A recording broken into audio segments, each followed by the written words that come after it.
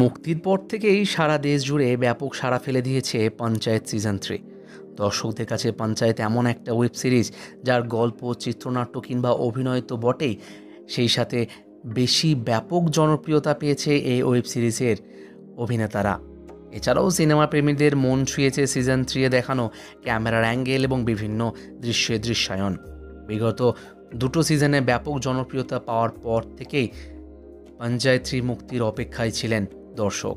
অবশেষে পঞ্চায়েত 3 মুক্তি পেয়েছে, আর এই সিরিজ মুক্তি পাওয়ার পর থেকেই দেশ জুড়ে এই সিরিজ নিয়ে বিরাট মাতামাতি শুরু হয়ে গিয়েছে। আগেই দুটো সিজনের মতো এই নতুন সিজনেও পঞ্চায়েতের প্রতিটি চরিত্র বিশেষ জায়গা করে নিয়েছে দর্শকদের মনে, যাদের মধ্যে অন্যতম হলেন বনরাকাশ অর্থাৎ চন্দন কুমার ভূষণ। পর্দায় এই চরিত্রে অভিনয় করেছেন অভিনেতা দুর্গেশ কুমার। ফুলেরা গ্রামের পঞ্চায়েত প্রধান বিরোধী এই ভূষণকে সবাই বলেছিল বিরোধী হলে এমনটাই হওয়া উচিত। প্রথম সিজনে তার চরিত্রটি মাত্র একদিনের ছিল। সেই সময় তার চরিত্রটি প্রায় 2.5 ঘন্টা ধরে শুটিং করা হয়েছিল।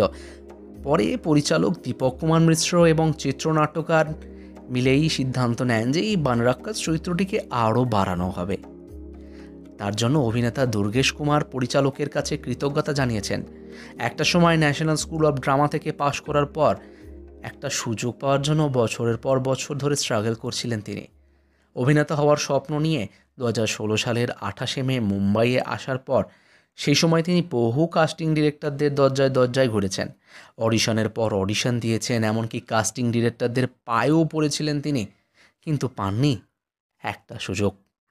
তাই যারা অভিনয়কে পেশা হিসাবে বেছে নিতে চাইছেন তাদের ভেবেচিন্তে এই পেশায় আসার পরামর্শ দিয়েছেন দুর্গেশ। সেই সাথে তিনি জানিয়েছেন বিগত 11 বছরে তিনি নিজে নাকি 2বার ডিপ্রেশনের শিকার হয়েছেন। এমনকি কাজের অভাবে একটা সময় তিনি সফট পর্ন সিনেমাতেও কাজ করেছেন বলে জানা যায়। এ প্রসঙ্গে অভিনেতা জানিয়েছেন, অভিনয় ছাড়া আমি থাকতে পারবো না। যা পেয়েছি তাই করেছি, নিজের দক্ষতার ওপর আমার পূর্ণ আস্থা রয়েছে। তো বন্ধুরা, বনরাকাশের একটা ডায়লগ কমেন্ট বক্সে লেখা হবে নাকি? দেখ রাহা হে বিনোদ।